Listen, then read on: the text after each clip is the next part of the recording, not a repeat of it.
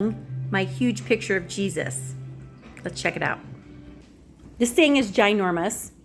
I have been working, well over a week, almost 2 weeks on this, just for a couple of hours at a time. I didn't even decide to keep track of the number of hours because I know it's going to be well over 40 hours to do this.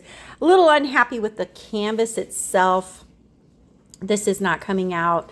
Kind of thought, this is on an adjustable board that will go up and go down.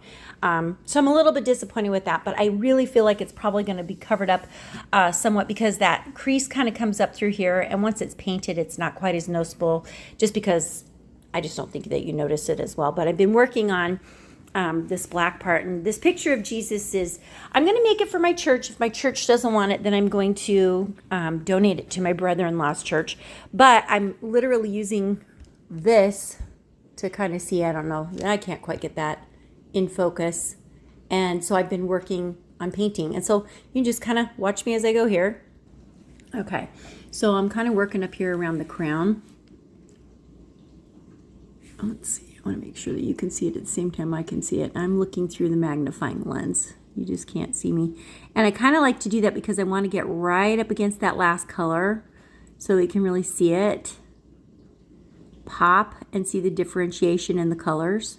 Okay, so now I've gone around this entire section so I can just kind of freehand it now and not be quite so concerned. And it just takes me a long time to do this. So you know, this is a labor of love. I love my Lord, and I love the fact that I've been saved.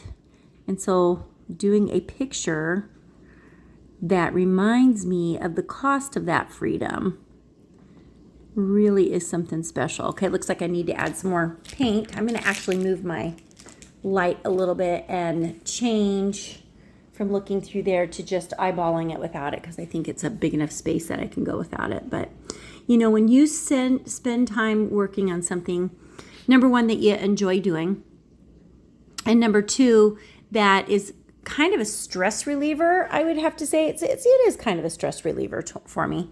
You know, I don't mind spending the time working on something that's going to be a really awesome picture in the end. So tell me in the comments, what has been your personal favorite painting that you've personally done? And, you know, give me an estimate of how long it took you. And did you frame it? Did you put it up? Or did you just put it away in your closet because you didn't think anybody would care about it? And guess what? It's called art. It's art for a reason. And you get to make art any way you want to make art. So if it's literally doing a paint by numbers because you're not a super artistic person, but you like the flow of the design, you like spending time kind of just mentally tuning out everything else that's going on around you, then tell us about it. And here's the thing. I used to work a full 40-hour work week, and plus more, because it was way more than 40 hours. And I would sprint home, and I would, you know, be very aware of all of the chores that I had to do at home and all the lesson planning that I had to do as a busy school teacher. And I didn't have a hobby. And my hobby really was just reading good books. And it still is, because I still really like to read good books. But I didn't ever find a passion for something. And I don't know if this is necessarily a passion, but I really do enjoy doing it. I look forward to this. But I think having that creative outlet, like and I've mentioned this before in some of my videos, we live on a farm place that's quite large, and there's a lot of outdoor work to do. And most of the time I try to put it off as long as I can until it's like, well, you probably better do this because it doesn't look good.